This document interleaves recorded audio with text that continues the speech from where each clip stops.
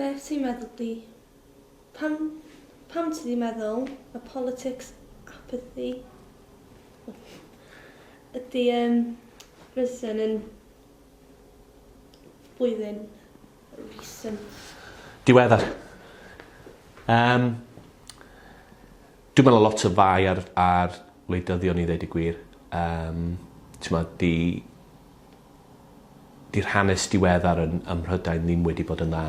Mae'r holl scandal efo lwfanse yn hir cyffredin dwi'n meddwl wedi creu sefyllfa lle mae di pobl ddim yn ymddiried mewn gwleidyddion. Ond hefyd, dwi'n meddwl bod mae yna dipyn bach o broblem yn dechrau yn y wlad yma, yng Nghymru ag ym Mhrydain, lle mae gwleidyddion rwan hwyrach yn mwy tueddol i fod wedi bod yn y brifysgol, yn cael swyddi efo pleidiau gwleidyddol ac wedyn yn symud ymlaen i fod yn aelodau cynulliad neu yn aelodau seneddol. Ac y pobl yn teimlo hwyrach bod yna rhyw fath o ni a nhw, ac bod nhw ddim yn credu bod gwleidyddion yn bobl real. Ac o achos hynny, dyn nhw'n gweld chwaith bod na lawer o wahaniaeth rhwng be mae'r gwahanol pleidiau gwleidyddol yn sefyll drostyn nhw. Felly pan oedd ein ifanc, oedd cael newid llywodraeth o un lliw i'r llall yn beth eitha syfrdanol, ac oedd pobl yn meddwl bod o'n mynd i newid i byd nhw.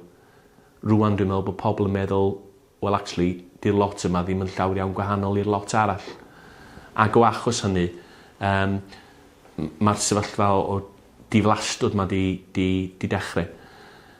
Dwi'n meddwl hefyd, beth sy'n ymhoen i ydy mae'r sefyllfa'n llawer iawn gwaith ymysg y pobl ifanc i gymharu efo be ydy o ymysg y bobl sydd dros 30 oed. Os ti'n edrych ar lefel etholiadau lleol yn arbennig, dos na ddim llawer o bobl ifanc yn pleidleisio ar lefel etholiadau lleol.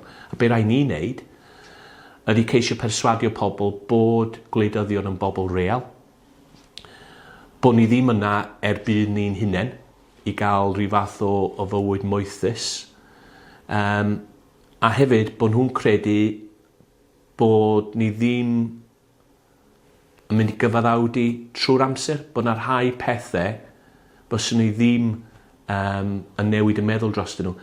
A mae hynny'n eitha anodd, ti'n meddwl. Un peth sydd yn anodd i mi fel democrat rhyddfrydol ydy dwi'n gwybod bod ni wedi sefyll etholiad cyffredinol rhyw 2 flynedd yn ôl, lle oedd y blaid ar lefel Prydeinig wedi deud fyswn ni ddim yn dod efo ffïoedd myfyrwyr i fewn.